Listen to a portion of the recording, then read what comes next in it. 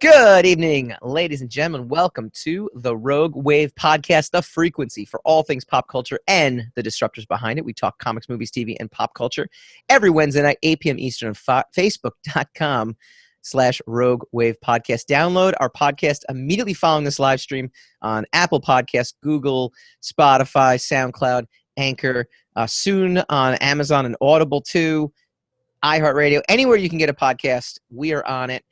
We are part of the Rogue Matter Podcast Network, a new digital content platform providing programming and entertainment that shatters boundaries and colors outside the lines.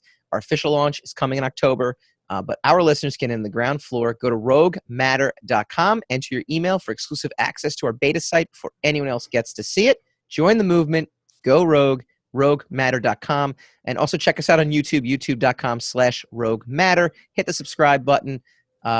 It's an awesome site. We've got a whole bunch of shows on there. We've got the Button Smash podcast, which is all about video games and pop culture. We're the comic book movie and pop culture show, and we've got more shows about to be launched as well too in the coming months. As soon as we do our big release, it's coming the middle of October. So pretty excited. Tonight, Mandalorian is back, and we review their first trailer. We pit it against the Dune trailer, and we're reviewing the Tenet movie, Christopher Nolan's newest masterpiece? Did that on purpose. I am your host, Michael Dolce, joined as always by my cohort in crime, Mr. Hassan Godwin. How you doing, sir? You are masked up and ready to go? Yeah, let's do this. Let's just get into this. I love it. Right before we do, please check out the Plan 59 Kickstarter. We are like $50 away from crossing and getting completely funded, and we can start kicking off our amazing stretch goals. We've got a backup story from Big Dog Inc.'s Tom Hutchinson. We've got a holo foil cover. We've got digital deluxe for everyone. Go check it out. You can go to SireStudiosInc.com/Kickstarter, and it'll take you right to the Plan 59 page. Or just search Plan 59 on Kickstarter, and you'll find our project. And coming October 1st, we'll have our very first Rogue Matter Kickstarter launching. It's actually one of my books. It's called The Time Trader. It's an awesome book. We actually had kickstarted the first issue under a different title many, many years ago. Rogue Matter has picked it up, and we'll be launching on Kickstarter books 1 and 2 of Time Trader October 1st. So just tons of stuff happening in the Rogue universe, which I'm so excited about. And that's it. All right, let's get into it. All the rage in the pop culture world. We call this segment Rogue Rage.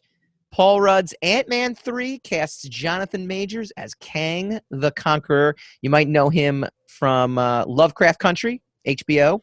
And it sees his character face off against he's in the H.P. Lovecraft show on HBO called Lovecraft Country, facing off against horrific racism in the 50s. Now he will be the villain in Paul Rudd's Ant-Man 3.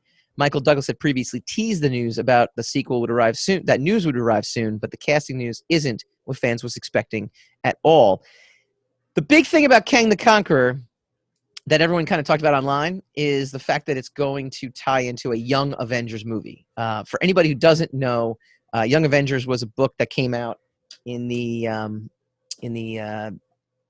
early 2000s. And I'm trying to figure out who was the writer on that. He was one of the writers in the OC, and he was pretty good. But it was a really good book. Let me see. Young Avengers creator is what I'm typing in. Did you read Young Avengers? Alan Heinberg. That's it. Alan Heinberg and Jim Chang. It was a book that came out. Jim Chang's art is really. It's unbelievable, right? Yeah. He started off on Scion. Yes. Cross-Gen Universe. Cross-Gen, yeah.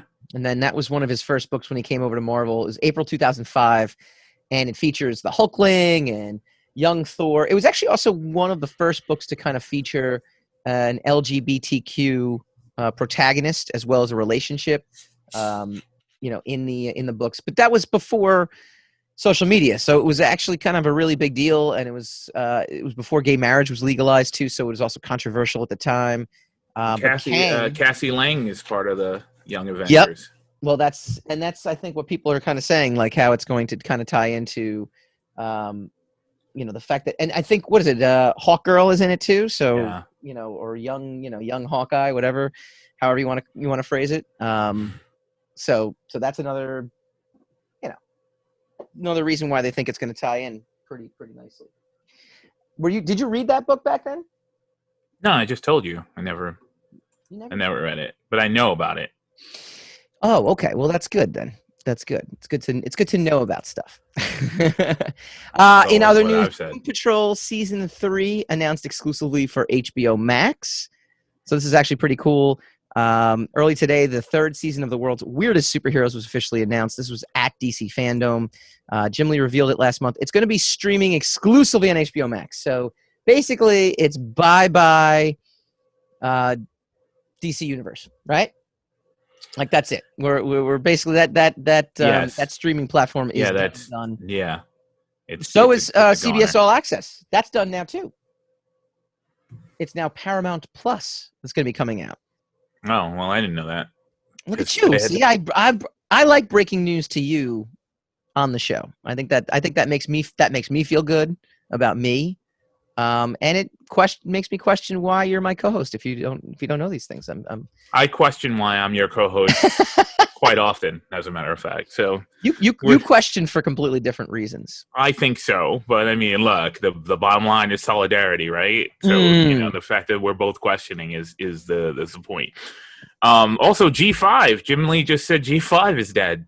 Yeah. What's G5? Oh, that was that big DC. Not G5. What's it? 5G. 5G. G5. They called it 5. I thought it was 5G. I'm just kidding. No, it's 5G. Yeah. All right.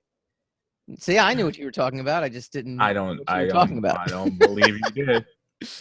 Well, yes. When you say it incorrectly, it's like, hey, did you hear about this thing that I'm going to tell you the wrong name for? No, I haven't. How could you not have heard about it? Because that's not what it's called. I thought you were talking about like some video game conference, like G5 has got canceled. Oh no, not G5. Yeah, 5G was a big.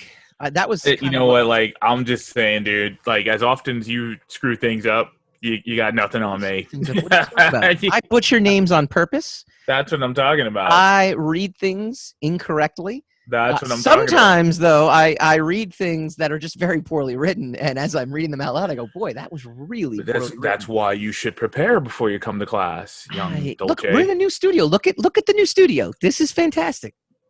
Looking out on the skyscraper. It's really dark in here. We're socially distanced. It's great. We are really socially distanced.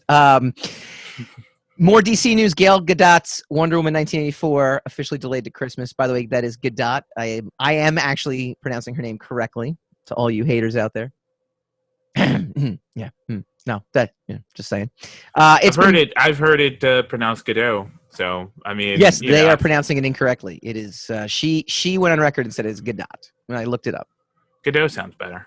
I agree, actually. Like she should just change her name. Tell her she's got her name wrong. That's all. She does. She absolutely does. She needs to realize that that's not, how you're supposed to pronounce her name if it's going to sound good. I mean, that's like everybody insisting that my last name is Goodwin, so that would just be easier. You should be like Bill Goodwin. Like if you were just Bill Goodman. Bill Goodwin. So much easier. It's easier for whom? Or Bob Goodwin. Why would I want to be a Bob? You're not a Bob, actually. I've met many people that should be named Bob. You are not. You are not someone who should be named Bob. Why would Goodwin be better than Godwin? Why would that be easier? Excuse me. Why would that be? Why would you consider that easier? Godwin in print, your natural inclination. It's one of those like things where it just plays a trick on your eyes, and you just assume it's Goodwin. That's because you're not using your reading comprehension. You're reading assumptively instead of. But your name is one of those things. Have you ever written an essay or a term paper or anything, and you use the same word twice in a row, and then when you read it back to yourself, you don't notice that you've actually written the same word twice in a row? That's like an optical illusion. It just for some reason your eyes play tricks on you. So yeah, I think my name is an optical illusion. That's what you're saying? Absolutely, yes. Yes, I think so. What? So my son calls you Hassan, and that's the first name. We're talking about the last name. The last name. No, I know. I'm over the last name already. My son calls you Hassan, and I've told him numerous times. Now he's 4 years old, so I like he gets a pass. I'm like, no, it's Hassan. He goes, why are you talking to Hassan? So, but it's cute when he says it. So, you know, it works out pretty good. It's getting delayed. Wonder Woman 1984 will be delayed to Christmas time. It's disappointing but understandable given the pandemic is still continuing to cause havoc. The studio is clearly worried about how Blockbuster will perform. And since the release of Wonder Woman 1984 would overlap with Christopher Nolan's Tenet, it's likely the studio wants to let the science fiction epic make as much as it can at the box office without much competition. So it's actually does not want to compete against its own studio, you know. And Tenet's kind of getting hurt by the whole. Yeah, and we'll do our review right of Tenet now, later, but talking about the box office, it's doing well internationally. Domestically, it's just not because of two factors. One, people are, you know, a little more hesitant to go to the movies, and two, in many places like Los Angeles and New York, the movies aren't actually opened. I did read that Tenet's going to be shown on drive-in, you know, theaters and things like that in New York and Los Angeles. So it will be more accessible. I think Tenet is going to be one of those movies that I feel like they're just going to keep it in the theater, or they're going to re-release it in the theater, and it's going to help the box office. Now, it's not going to help it to the point where it would, you know, it's going to make what it would have made. And it's definitely a movie you got to see on the big screen, I think, right? I mean, I think that's your take before we, you know, get into the review, or we'll you know, say that, you know, when we. I mean, it would help if you were surrounded by other people. You could ask questions. It's a good point. Okay, yeah, but just visually, some of the special effects and some of the stuff, you know, it helps. It's very pretty in a theater. So I understand why he wanted it to be in theaters. The funny part is, you look at something like New Mutants that, you know, comparatively speaking, is making not even close to what Tenet is making, at least, you know, internationally.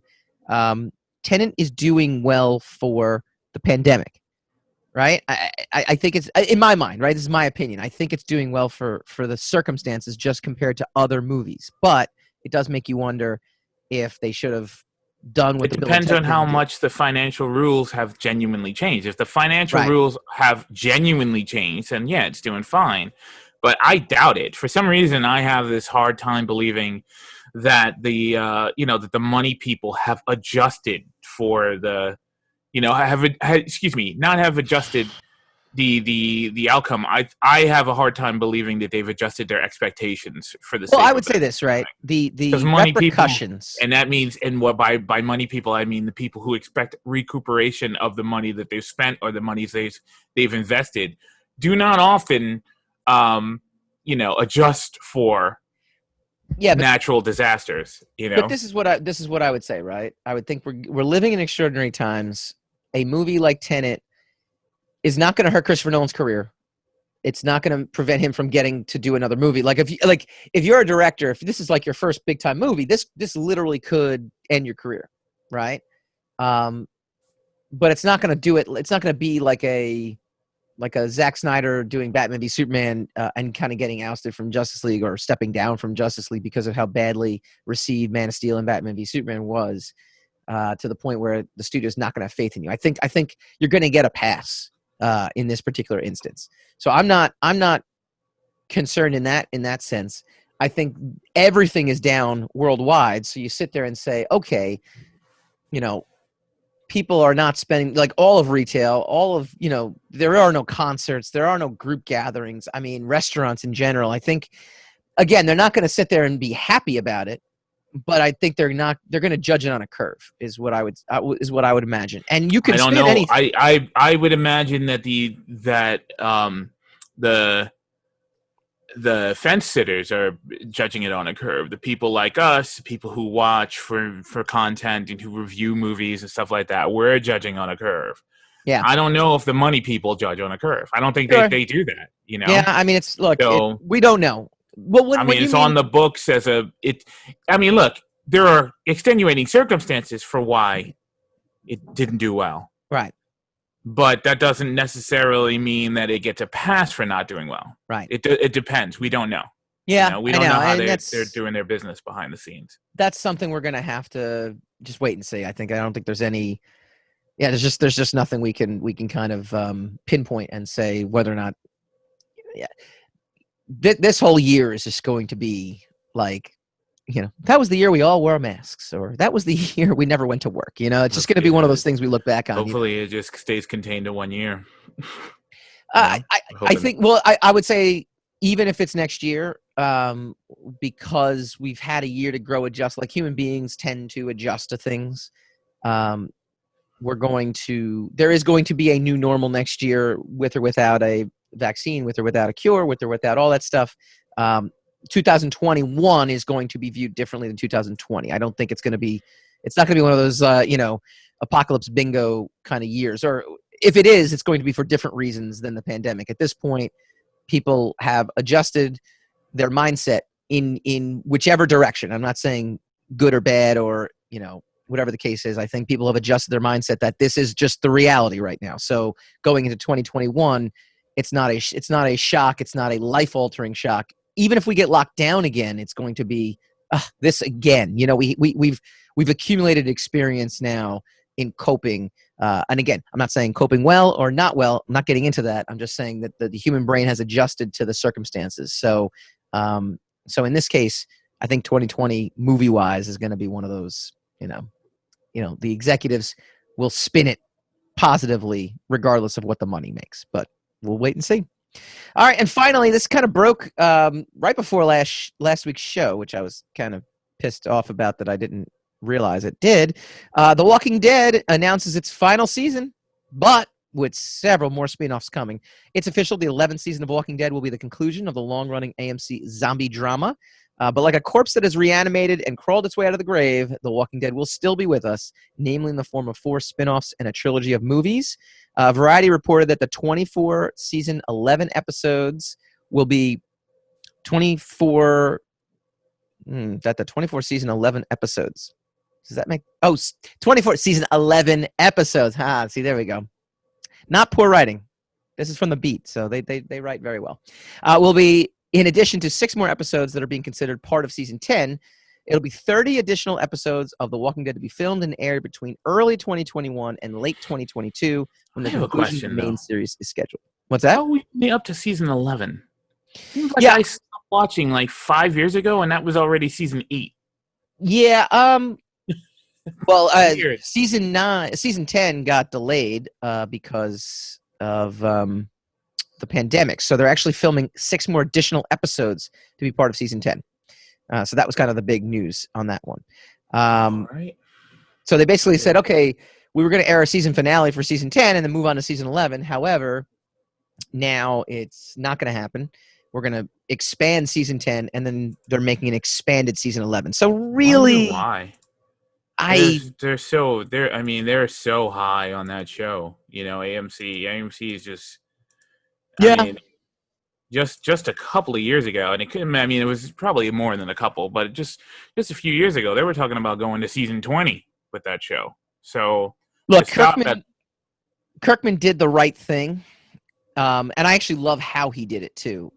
When he abruptly ended the series, I think it's like issue 192 or 192. But he brought it back. He did? Mm-hmm. When did he bring it back? Couple of maybe like a couple of months ago, maybe a year breaking ago. News to me? Half a year ago. But is it a spin-off comic? I don't know. Again, research we should do before the show. Well, I had not heard. See, now we got to type in. Look at this. We're doing this. This is great. No, issue 192. I just saw an interview with him where he said he brought it back. Negan Lives, the Walking Dead comic returns July 2020. Oh, so it's a Negan. It's a mini series then. Well, I didn't say he. Okay. No, but that's exactly what they're doing with the show here too. So my point being was that Robert the Walking Dead comic thing. saved its biggest plot twist for the last in 2019. The Walking Dead 193 turned out to be the unpublicized series finale. Correct. But as luck would have it, creator Robert Kirkman and artist Charlie Adlard. Adlard. Not as easy being first chair, is it now? Being the reader of the show. Yeah. Do you want me to continue? Or Continue, do you want... please. Go ahead. All right, shut up then. Okay. It's been harder with the second chair chiming in all the time, Charlie huh? Adler. Yeah. If I was that obnoxious, trust me. I just had a Trust me. brilliant idea. We can do this next episode too. I don't even care. No. Hassan, next week's gonna be Hassan's episode. Charlie Adler are not done with the long-running zombie universe.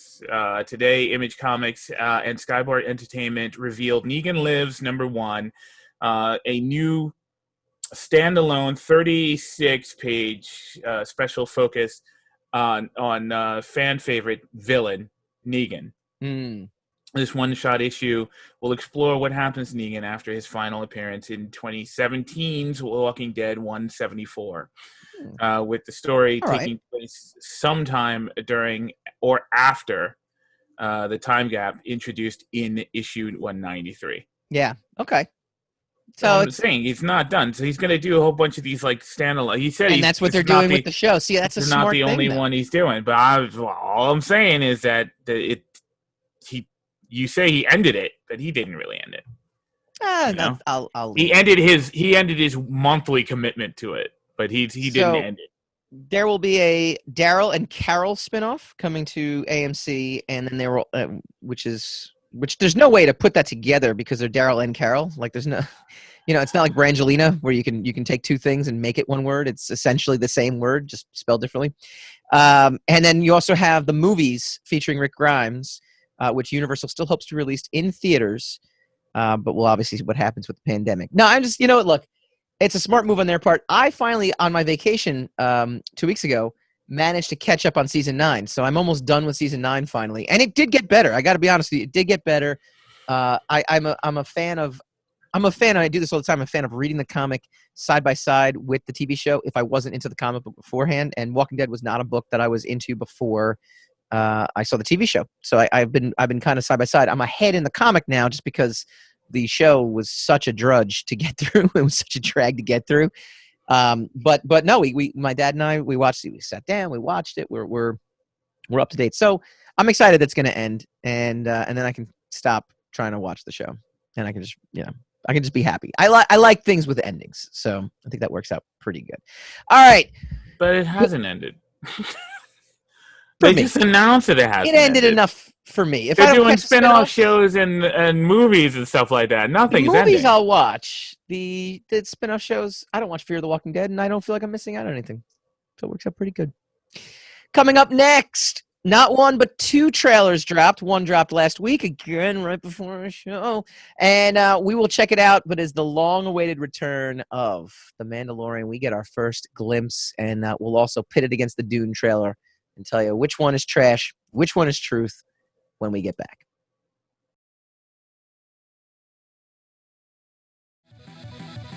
Welcome to Button Stash, the show about the best mustaches in gaming. Casey, it's Button Smash. It's the new gaming podcast from the Rogue Matter Network. I don't know where you got mustaches from. Well, I'm not shaving.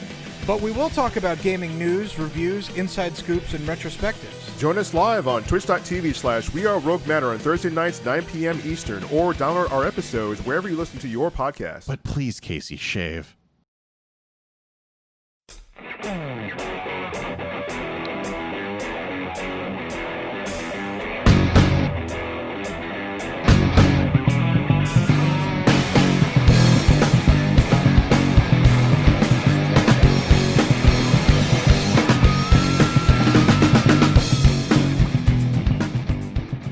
Welcome back to the Rogue Wave podcast, talking comics, movies, TV, and pop culture every Wednesday night, 8 p.m. Eastern on Facebook.com/Rogue Wave Podcast. Go to RogueWavePodcast.com to subscribe. Check us out on YouTube.com/Rogue Matter because we are part of the Rogue Matter Network, and you can check out our newest podcast to join the Rogue Matter Podcast Network, which is Button Smash. They stream live every Thursday, 9 p.m. Eastern on Twitch.tv/WeAreRogueMatter. I'm excited. Next week is going to be all Hassan because we got a couple things. We were going to review The Boys episode 4 today, but there's too much stuff going on, so we'll save it for next week. You were going to review it. Yes. Well, we'll do 4 and 5 together. I will say this in your defense, and this kind of segues very nicely into The Mandalorian. I'm actually more bothered by the weekly approach to The Boys than I've ever been to any streaming show. I think it works for The Mandalorian for me personally because I feel like each episode was its own standalone movie, whereas The Boys really is this, serialized, episodic. You gotta catch the next episode, and you kind of want to watch it, immediately. And then you get a little angry. You're like, streaming, I'm used to it, and especially because they dropped the first 3 episodes. I wonder if the best solution is, dropping bulks at a time. I don't love dropping all 8 episodes at once because it feels like such a daunting task. And if it sucks early on, I'm not going to want to watch the whole thing. But if you give me dose of 3 or dose of 2, 2, 2, I think that would actually be better. So now, and apparently it wasn't I don't see how it'd be any different, because I mean, if you decide it sucks, you're gonna stop watching all 8 episodes, but you could parse it if you know week after, whether it's week after week or whether it's all in the same day. And then, like I just like the binging because you can pace yourself. Everybody says, well, it's just not the same, Mm-hmm. but the problem is that's because they don't know how to control themselves. Oh, it's like, it's all here. I just got to binge it all. And you can actually control how you watch each and every episode. You don't have to watch it all. You don't have to put 8 hours aside so you can just stream through the whole thing. Ironically, it wasn't Amazon's decision either. I read about it. It was the producers. The producers were like, no, we want to try this. The actual guys who make the show, The Boys. I'm sure. But one thing that's different between them and The Mandalorian, and we'll get into the Mandalorian trailer in just a sec because that's obviously what we're doing here. The reason I think Mandalorian really works, I watched The Mandalorian weekly and loved it as a weekly show because everything felt like a standalone, first of all, like I mentioned before. But also, Star Wars is something that you're kind of used to seeing. Like you go to the movies to see Star Wars, you kind of are used to seeing a beginning, middle, and end. Even though there was obviously a recurring theme with the child, baby, / Baby Yoda, where you kind of wanted to find out what his secret was and learn more about Mandalorian. So it still was episodic TV, but it felt to me more cinematic. It felt like a movie. It didn't feel like a TV show. So kind of gearing up for, kind of the way old school television used to be, which was, a standalone episode each week, a monster of the week, quote unquote, or a villain of the week, quote unquote. It lent itself to this. The reason the Amazon producers wanted to get in on this is obviously it kept them in the conversation, but I don't see the conversation about The Boys being to the same level, even though it is just as successful a streaming hit according to the numbers, or it's near as successful, I should say, according to the numbers. The conversation from week to week with The Boys just isn't the same. And I wonder, I don't fault them for wanting to be part of the conversation, but I wonder if they kind of ended up screwing themselves over in the long term with that now. So it should be interesting. But all right. I have theories on that, but we'll go into it some other next week. The All Hassan episode, all boys. We're gonna go into it because for an hour. Whatever. Well, wait. I'll do 4, 5, and 6. So unless something dramatic happens, I will push The Boys review, and we'll review 4, 5, and 6 in 2 weeks, just so I can have an All Hassan episode next week. All Hassan. I'm gonna give you all the reads, all the ads to read, like all the first chair next week. Very excited. All right. Initial reaction, Mandalorian season 2 trailer. It looks good. If I was to give you the first word that comes to mind, like the Rorschach test, right? Like, what do you see? No, it's 2 different tests. Mandalorian season 2 trailer. It looks good. It looks like more. I don't know what you want. What do you want? But yeah, Goosebumps. What are you looking for? That's the word. That's the word. Just one word. That was the word I got. No, I am a middle-aged man. I don't get goosebumps at television. Well, you shows. do. You're a middle-aged man. You get goosebumps, but not because of the trailer. No, not recently. No. No. No. Body's not a changing. Middle-aged. Man. No. Jesus Christ. I enjoyed it because I feel like it's going to do. So, all right, I'm going to bring sports in the conversation because sports is a great analogy for everything in life. In Not football, when you draft a rookie quarterback, you don't expect the rookie quarterback to take you to the Super Bowl. What you want from a rookie quarterback is you want to see that they can play the game, and you want to see that there is this glimmer that the potential is there to one day take you to the next level. And usually the jump between year 1 and year 2, if that quarterback is indeed going to be your franchise quarterback and put you in contention, is there's a major jump. Watching the Mandalorian trailer, I felt like there was a major jump in excitement in terms of really connecting to the outer Star Wars level, visiting the different worlds, and just in general, I feel like they've got their feet under them now, and they're gonna up it to the next level. I feel like season 1 was a great introduction. It was a great, appeasement to the fans as well, not in fan service, but just the fact that the sequels were just so all over the place that it was just very tightly done. It had a plan. It stuck with the plan. It gave us a solid foundation with which to now take that next level. And I felt like that in the trailer. I felt like, okay, now we're gonna get into, the bigger picture. Yeah, maybe. I mean, hopefully, yes. I'm just waiting to see where it all is heading. You know, where it's going. It's exciting to see. I mean, the visuals look fantastic. Mm-hmm. I like the character of the Mandalorian. I'm not as enamored with the Pedro Pascal portrayal. Yeah, I like Pedro Pascal a lot. I'm not sure I'm feeling his Mandalorian all that much personally, but that's like a personal pet peeve.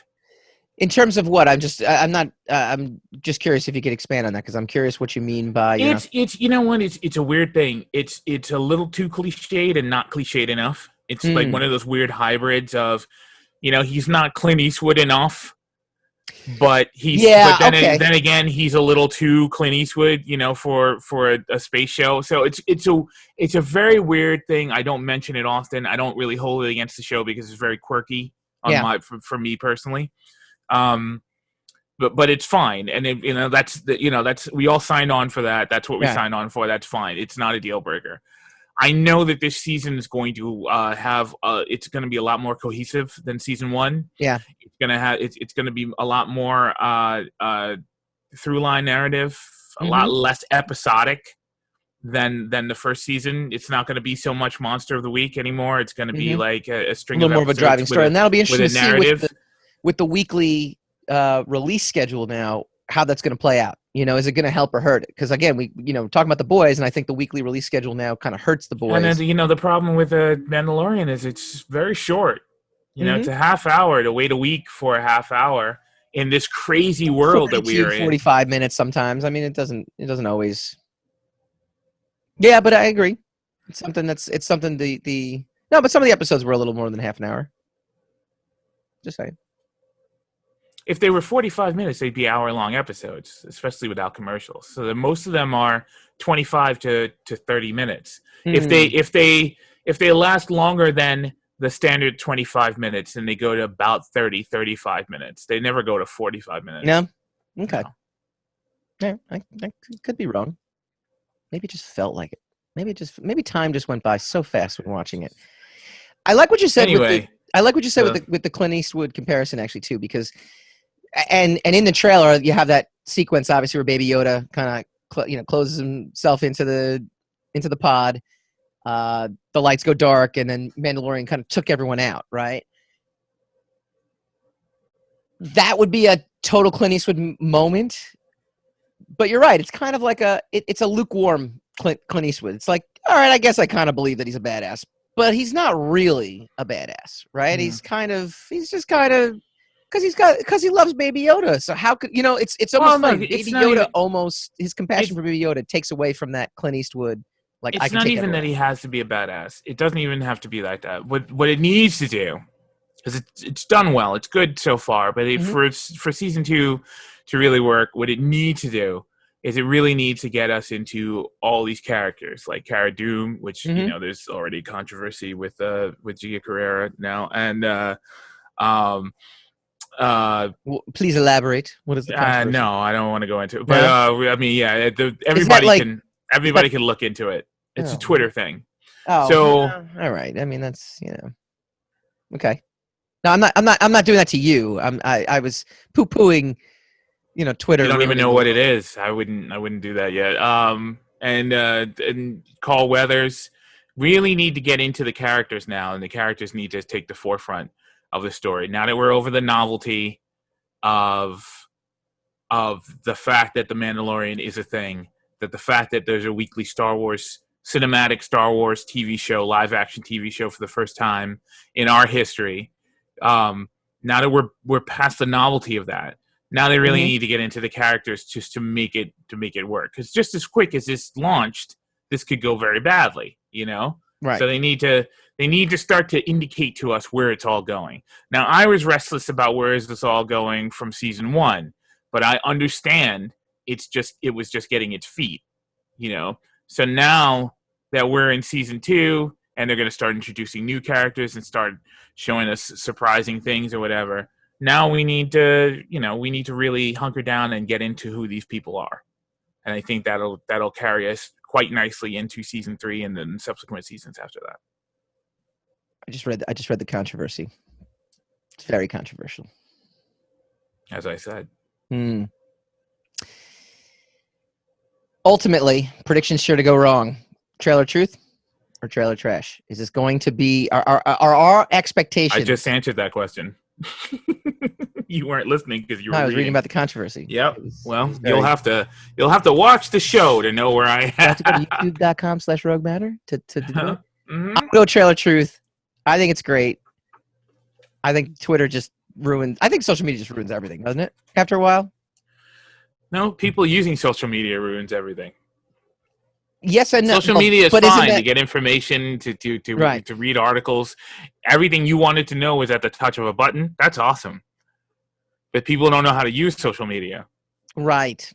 I agree with that. And people don't know how to keep their freaking opinions to themselves, whether for good or ill. Not even judging. If you just don't weigh in, and I'm just saying, I am not defending anyone. If you just don't weigh in on things that have nothing to do with you, you're probably going to be all right. You can't. Now, if you get pushed to having an opinion on something, then you can make it a situation where, like, well, I don't know why you're pushing me to have an opinion on this. You could reverse the tables. William Shatner does that very, very well. You. Actually, he does a good job. I don't agree with you, but in certain circumstances like that, I think what you need to do, for social media in circumstances like that is just to keep it locked into yourself. Right. Like, look, I don't know why I am being pressured to have an opinion or to be vocal about an opinion about something. My record stands for itself, and it is what it is. And that is then controversially, there's nowhere anybody can go with that, because now they're trying to they can still press you. No, because once you've resisted the pressure and you've pointed out the fact that I am being pressured into having, and I'm being pressured, I am being pushed until I inevitably do or say something that someone could latch onto and say and call it a negative. Then you're bringing to light the issue with social media in and of itself, and you make the argument about social media. If you go ahead and blame another group for it, then you're just as bad as a circumstance that is trying to catch you in a conspiracy in the first place. You can't perpetuate it. While surviving it, you can't perpetuate it. That's what I'm talking about. Can you put in your bio, like, I do not post opinions on this page? No, you just you just got to have the conviction and stand with yourself. Like, look, my record stands for itself. I don't have an opinion on anything. I don't vocalize my opinions on anything. Guarantee that wouldn't fly with us. Good thing we're not popular enough to worry about that. I don't really post my opinion about too much, except for you. The fact you're an idiot. Other than that, this is very true. I can't wait to be second chair next week. This is gonna be a monumental week. I can't wait to see who your first chair is going to be. That's going to be interesting. All right, chime in. Mandalorian season 2 trailer. How psyched are you? Is it going to be prediction sure to go wrong? Is it going to be everything you think it's going to be based off this trailer? Did this trailer excite you? Did it not? Chime in on the Facebook feed. We will get back to you regardless of whether you're on the live stream or you are checking in with us later on in the week. When we come back, we'll do the Dune trailer next, and then we'll review Tenet. This is like it's just jam-packed. Jam freaking packed when we get back.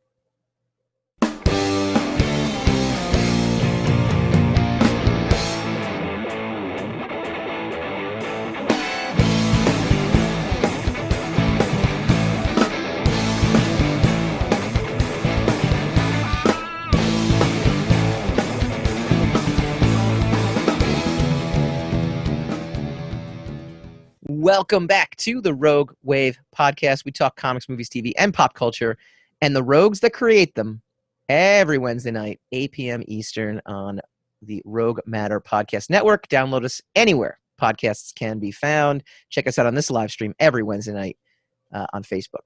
All right. Another trailer that dropped, and it dropped right before our show last week when we had everything planned out, so we didn't make room for it, is the Dune trailer. I'm going to defer to you on this one because I know nothing about the source material, but everyone seems to be pretty excited about it. What did you make of the trailer in relation to your expectations based on the source material? I didn't have any expectations because Dune is a very much contested, ground of adaptation. You know, it's just a minefield. Yeah. I thought what I saw was really strange because it instantly looked epic, but then it also looked very sterile. Yeah. So it's just weird. I'm sure what we saw is just the tip of the iceberg. I know for a fact no one's going to be cutting corners on the Dune franchise, especially if they're trying to turn into like a Lord of the Rings type, science fiction epic. Villeneuve is a fantastic director, and I speak from personal opinion of my opinion of his previous movies, not just the party line that's going around, but Sure. I mean he's a well-rounded, well-respected director whose work I genuinely like. So I'm very much, and I love the book Dune. It's ridiculous how much I love the book Dune. So I'm optimistic about it, but at the same time, and I won't call it cautiously optimistic, I'm optimistic about it, and I am turning off my expectations. It's probably a smart move. It's just because, and the other thing is, look, and here's a craziness.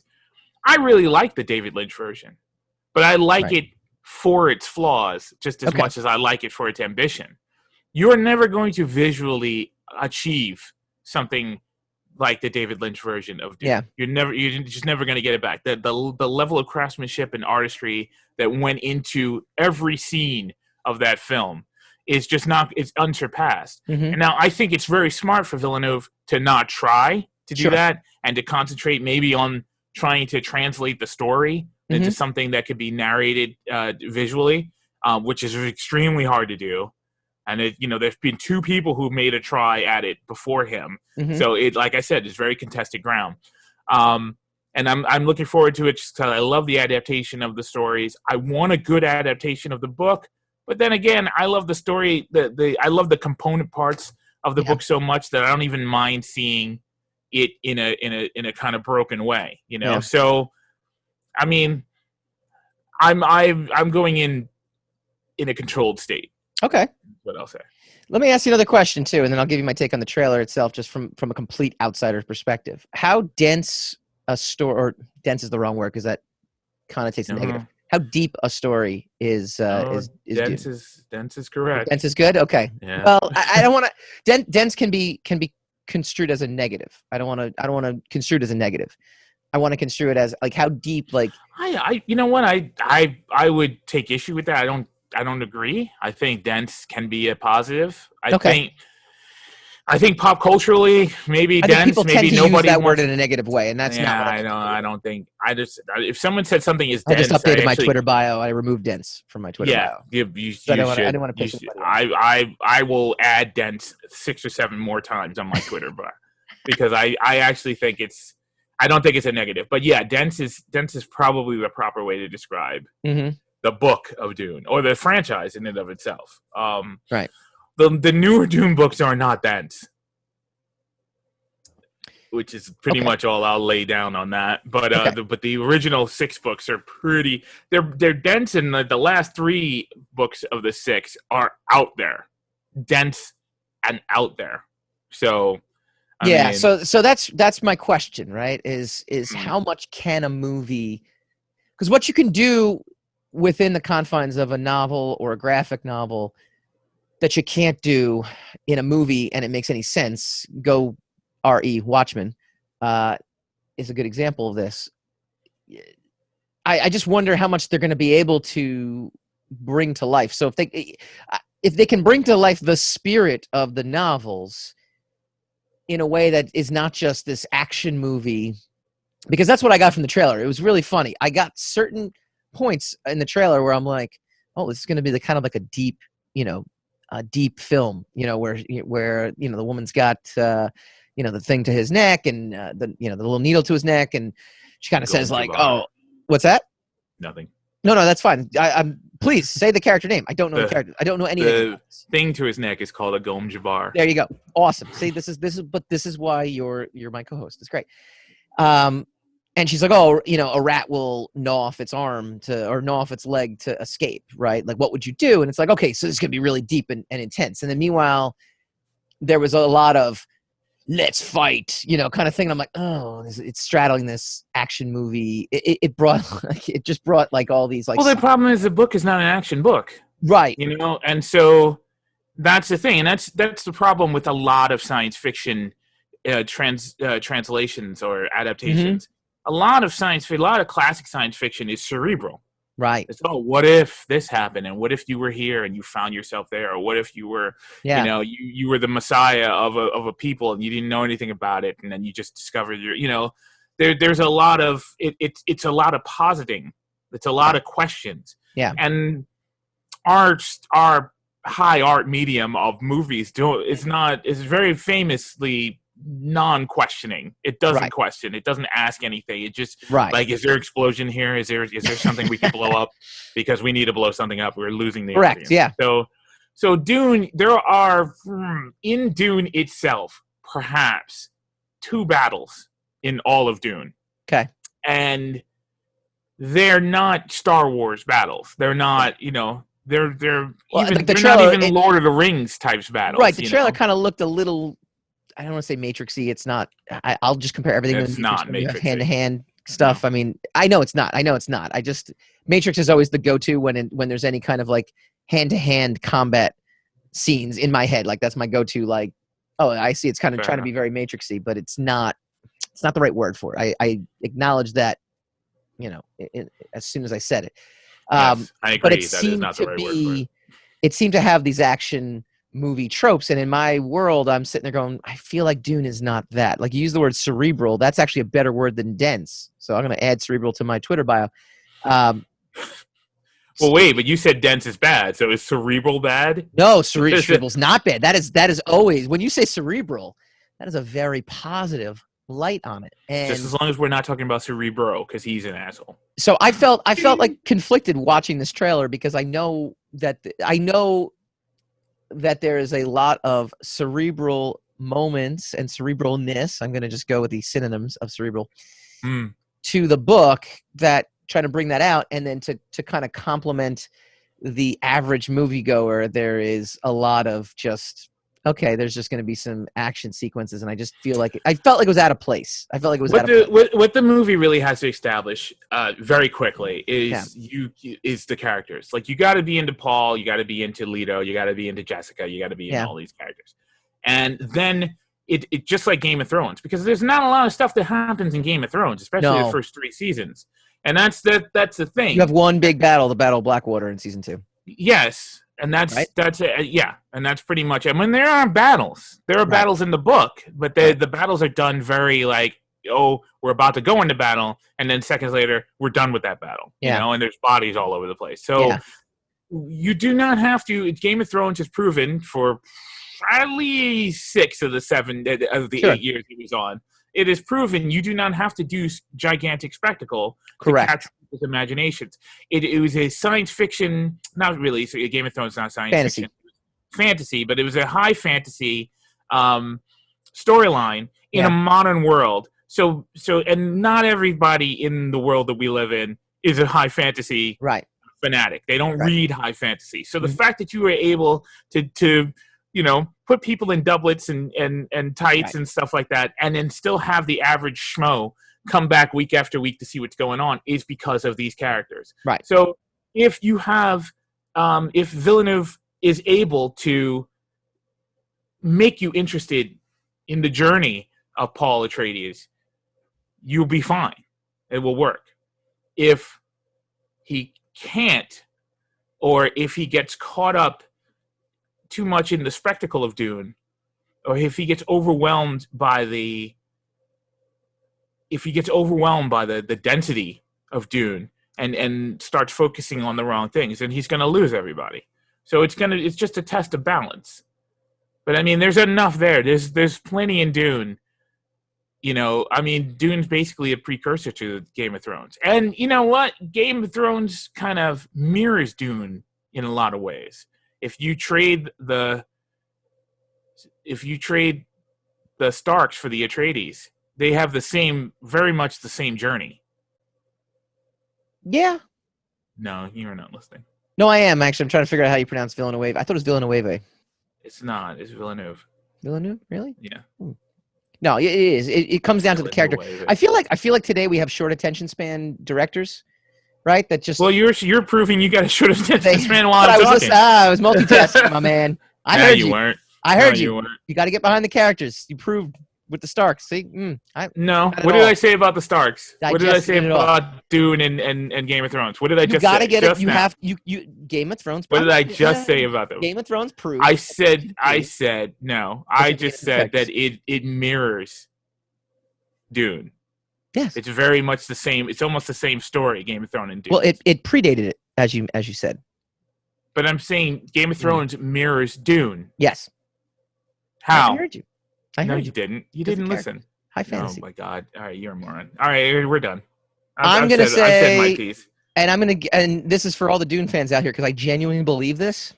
Wasn't listening because you wanted to figure out how to pronounce Villeneuve. Okay. I think trailer trash. I think based off that trailer, I think this movie is not going to perform to both the fan expectation and the box office expectation. Are you trailer truth or trailer trash? What do you think?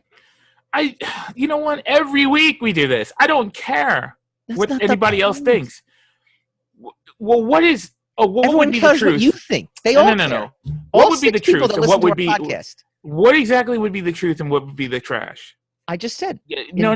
Fan expectation. Give me the parameters. Well, but on the scale. What do you mean on the scale? Is it going to meet? What is the truth and what is the trash? I'm going to tell you. I'm giving you the. Yeah, but I mean, you're repeating yourself. Yes. Box office, is it going to do well based off this trailer? Do you think it's going to meet the box office expectation based off this trailer? And do you think it's going to meet the fan expectation based off this trailer? Because it could do both, right? It could fail at the box office, but all the fans could love it. It will not reach fan expectation because everybody is an opinionated jerk, including myself. And they're going to have things that they want and need that they're not going to get because they expect too much of the film medium. That's A. B, will it box office? It will all depend on exactly how and when and where it is released. If it's released at a time where everybody's comfortable going back to the movies again, I think it can very well be one of the first tent poles of the new post-COVID based era. Off this trailer, based off what you've seen. Sure, based off what I know about the franchise. What I know about the director, what I know about the story, and what I've seen, yeah, it's huge. It's gonna be huge. All right. But But the problem is, it's the same as there are people who hate Lord of the Rings. Mm-hmm. You know, as those are multi-billion-dollar. That's a multi-billion-dollar franchise, and people hate it because it doesn't adhere to the books enough, or it strayed from the books too far, or certain things from the books weren't included. Yeah. So I mean, it's anyone's guess as to how people are going to react to the science fiction Lord of the Rings, which is often compared to Lord of the Rings as in for science fiction. So it is it's a very much loved and beheld book, but it's also a controversial book. There are a lot of people who just don't like it. There's a lot of people who just cannot get into it. Yeah. It is written, just to get really nerdy, it's written in omniscient. So most people don't write in third person omniscient anymore. So and there's a lot of thinking in the book. Most people think through the entire book. There's not a lot of action. Spelling disaster for this film, I'm telling you. Nah, not No one wants to necessarily. think anymore. Like everything in our lives, it all depends on how it is delivered and when it is delivered. That's all. All right. I love it. What do you guys think?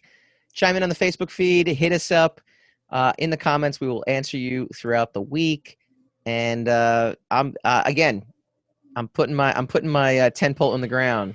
It's gonna be some trailer trash. All right. When we come back, Tenet. Did it live up to the hype? Did you even get to see it yet? We did. We'll talk to you next.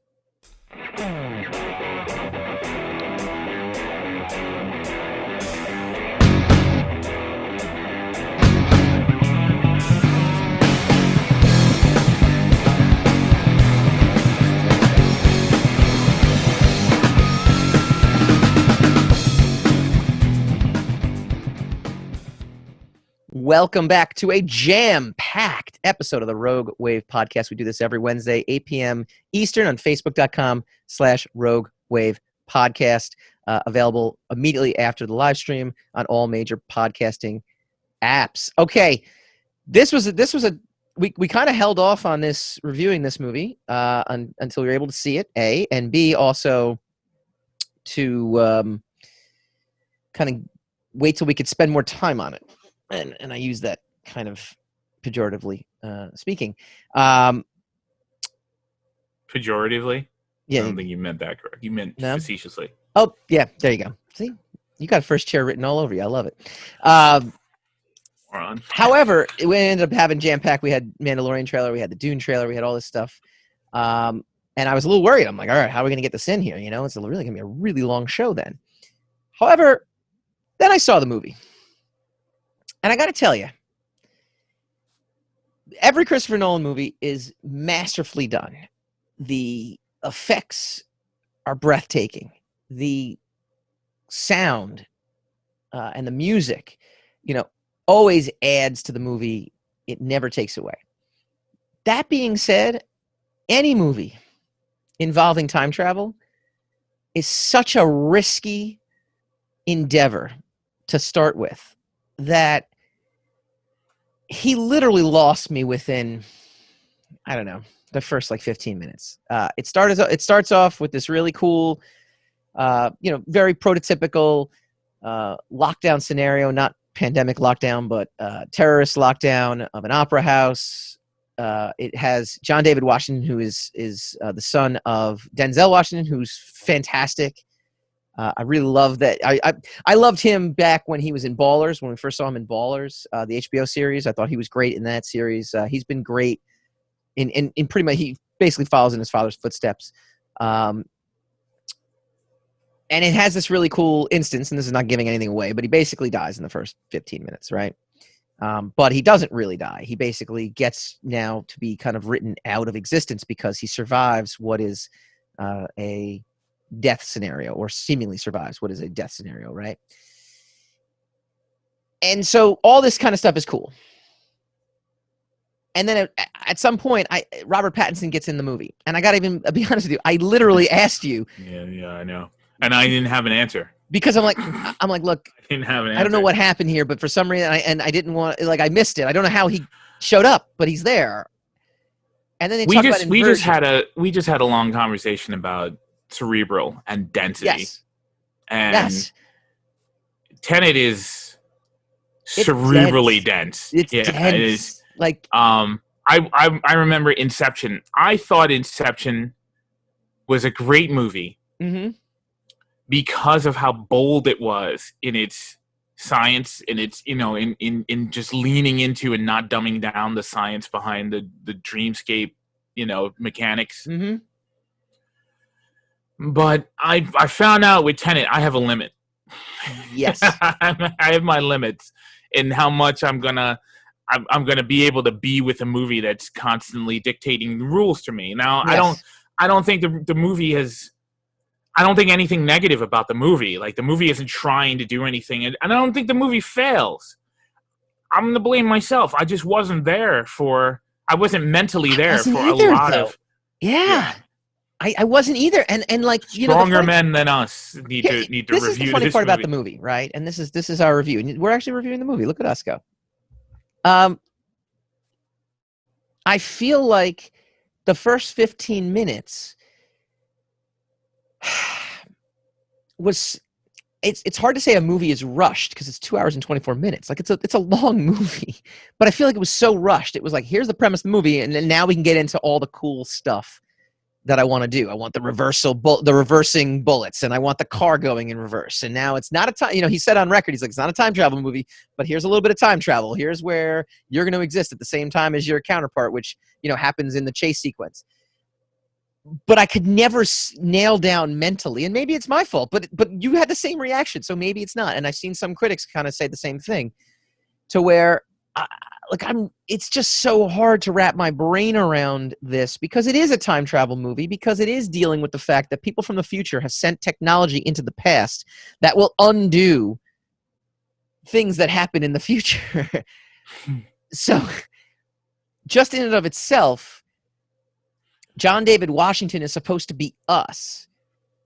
The premise of him being written out of having an identity gives him the freedom to inhabit this.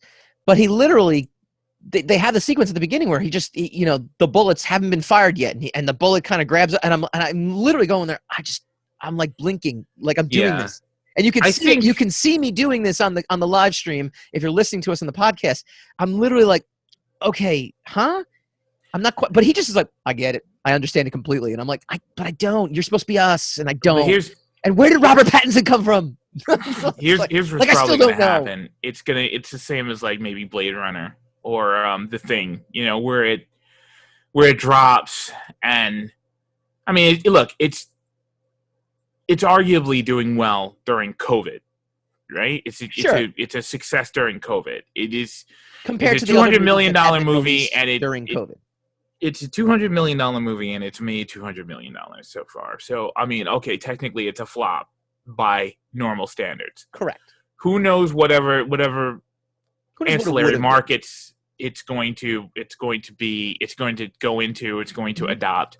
I think the movie will find its feet when it is officially home video. Yeah. And people can sit down and study it, because it is not a schlock movie. No, it's not hackneyed. It's not quickly done. It's not, but it is a very thought-provoking, intense movie. And I don't think that we, who are now sensitive, we're very environmentally sensitive. We're very on edge on a regular basis now. I don't think we as a society are reclined enough to be able just to digest a seriously cerebrally dense and almost intentionally confusing piece of art material. Right.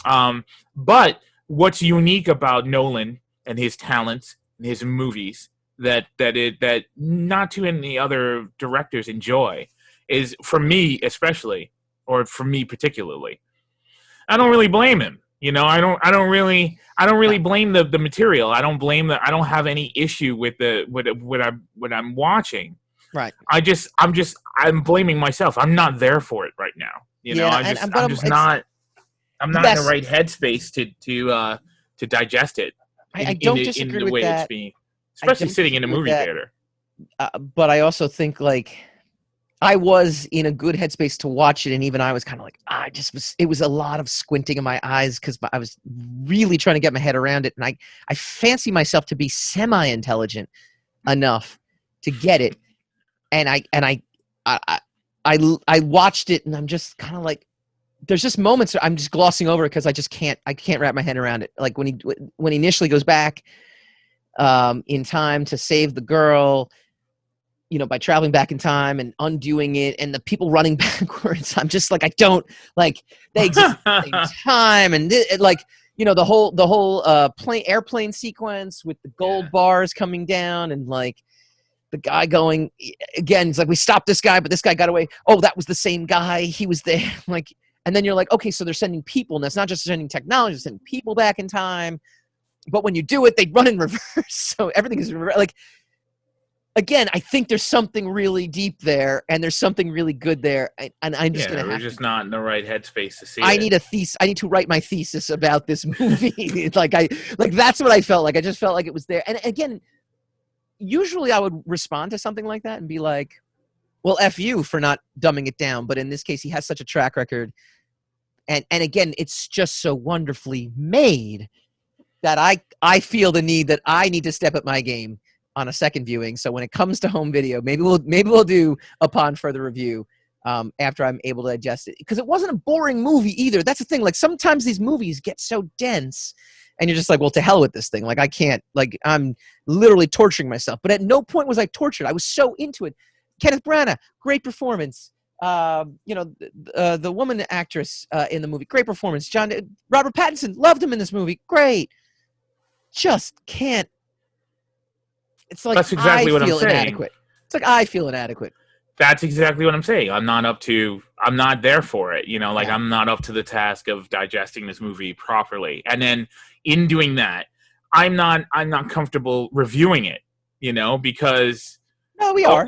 All I'm gonna do is just whine about, like, I didn't get it, and it's not a respectable review, That's respectable. It's not our best, but it's respectable. All right. What did you guys think? Also, that ending, we're keeping the spoiler free. Give us your thoughts, and we'll try to respond as best we can. As best as we were able to grasp. Our feeble minds were able to grasp. You know what's funny? Before we go to break, normally I'd be pissed off. I might have said this already, but I would be pissed off at the person when the director or the creator for Westworld. Westworld's a great example. I was pissed off at them for what they did and try to make it. I just said this. And that's also Christopher Nolan. No, Westworld. I know. But you didn't say Westworld. I'm saying I'm using Westworld as a great example. But I just said, normally I would be mad. I said Christopher Nolan enjoys a uniqueness amongst other directors where I don't blame the material. I know. I'm specifically calling out Westworld as an example of a show where I was pissed off at the show for trying to be more deep than it was. Christopher Nolan, I'm not pissed. I'm just not pissed. All right, let us know what you think. When we come back, we'll go spinning the racks.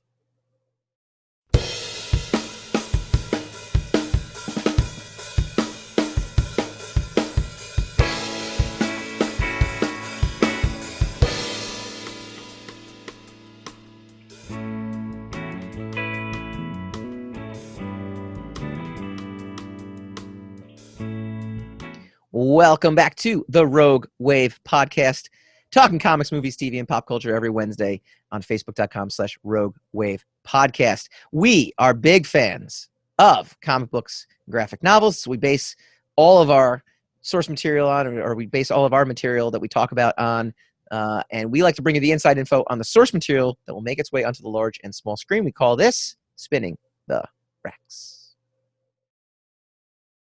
Spin the rack, spin that rack. All right, I'm going to give you a quick rundown of some of the stuff that's out there from the big two, Marvel and DC, and we'll talk about some indie stuff as G5. well. What's that? Oh, and G5. Marvel rundown. Ultraman, Rise of Ultraman #1. This is Matt Groom and Kyle Higgins. This is from The Beat. if you're like me, and this is from The Beat, and having a passing familiarity with this beloved 60s Japanese franchise, the new Ultraman miniseries by Matt Groom, Kyle Higgins, and Francesco Manna reimagines it for the 21st century. This recreated world is immediately accessible to readers, and it does a lot of good things as it opens up, establishing our heroes, Shin Hayata and Kiki Fuji, and the ultra-secret United Science Patrol. Final verdict, if you ever wondered what the X-Files would be like if they had superpowers and a budget like Men in Black, Rise of Ultraman is a miniseries worth taking a look at next time you're in your local comic book store. So I think what's cool for me is I worked on the Ultraman website, which was cool. So I worked very hand in hand with the people behind all this stuff. So it's pretty cool to see all this kind of stuff come to life. I love the campness of the original Ultraman series. So seeing it in comic book form is always cool. The art is really good. Obviously, like you've got heavyweights, McGinnis, Francesco Manna, Michael Cho. I mean, you got heavyweights doing this. Covers by Alex Ross.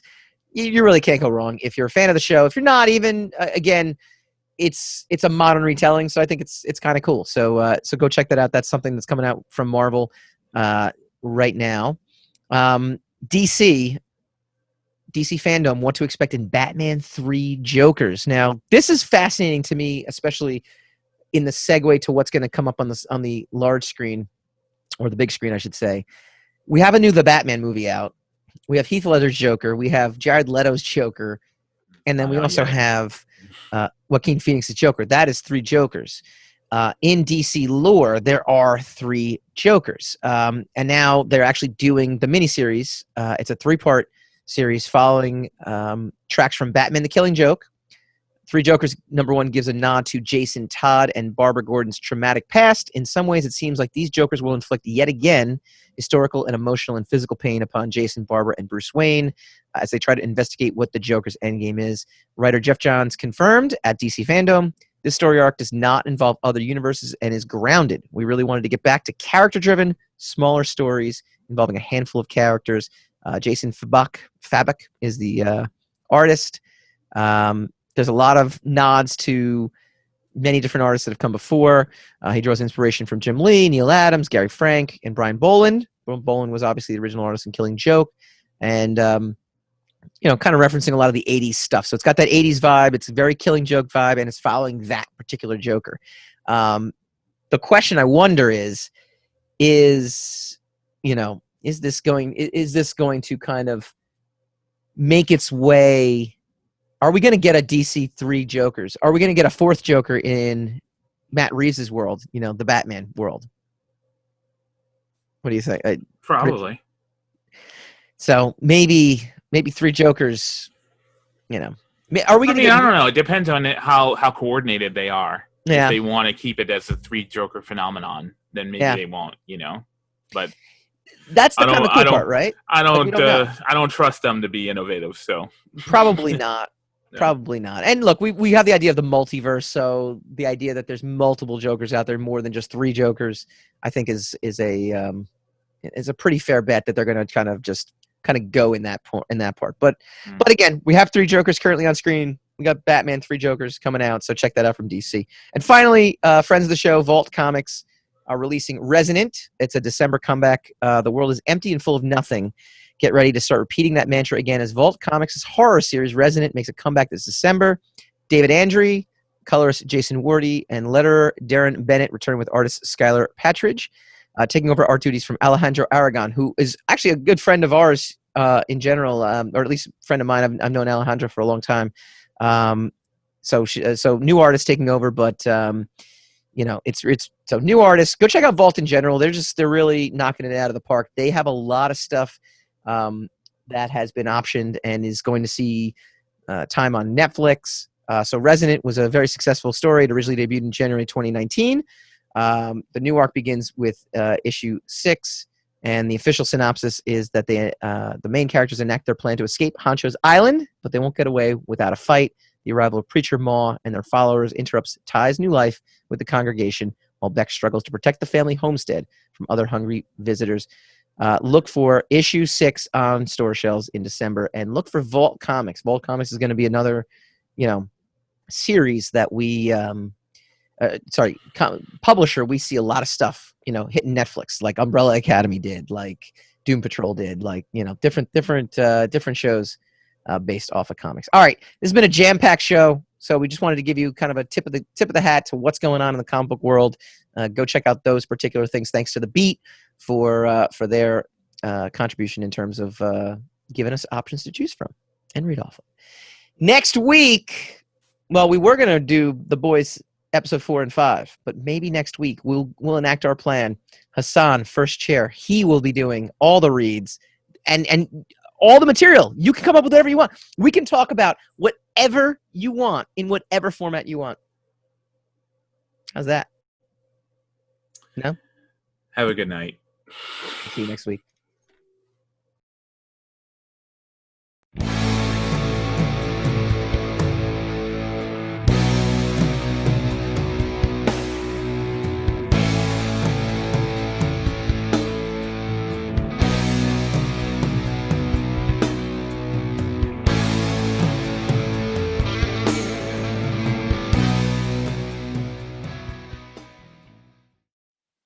Rogue Wave.